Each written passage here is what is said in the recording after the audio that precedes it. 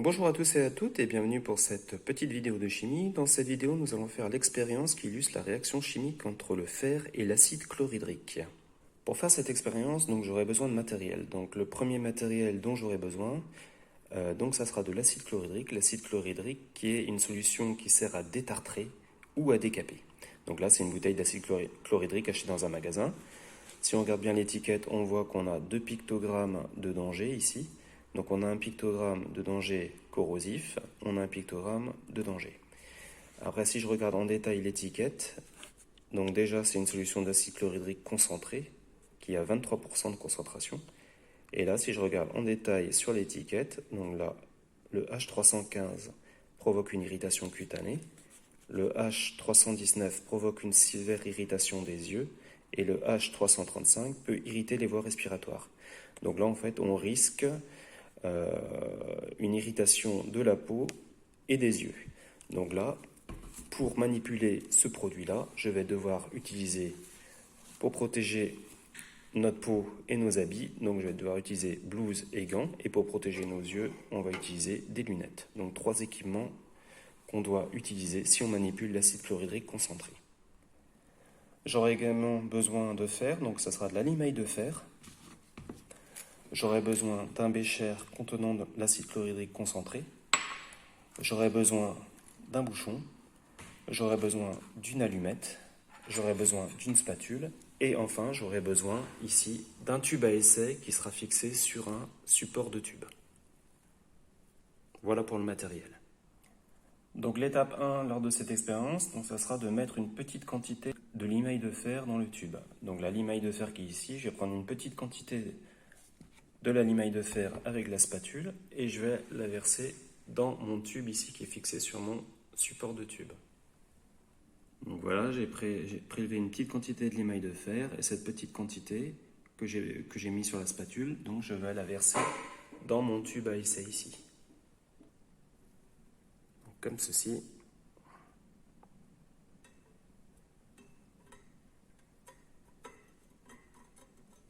Voilà. Donc voici ma limaille de fer qui est contenue dans le tube à essai. Donc la deuxième étape, ça sera de verser quelques millilitres d'acide chlorhydrique dans le tube, puis d'attendre quelques secondes. Donc l'acide chlorhydrique qui était ici, donc on a mis une petite quantité dans le bécher. Donc on va verser ce volume-là dans le tube à essai qui contient la limaille de fer. Et puis après, on va attendre quelques secondes. Donc je prends mon bécher et je le verse dedans.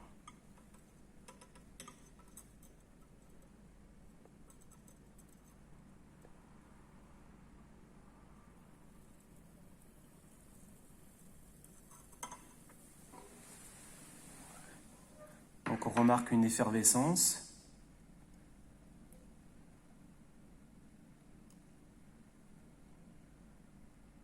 Des bulles. On voit qu'il y a donc une formation de gaz.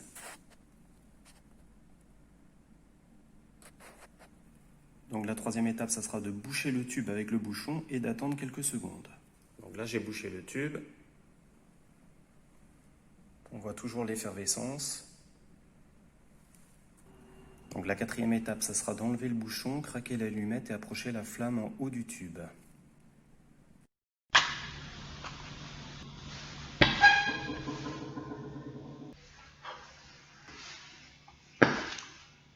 Et j'entends un petit crépitement.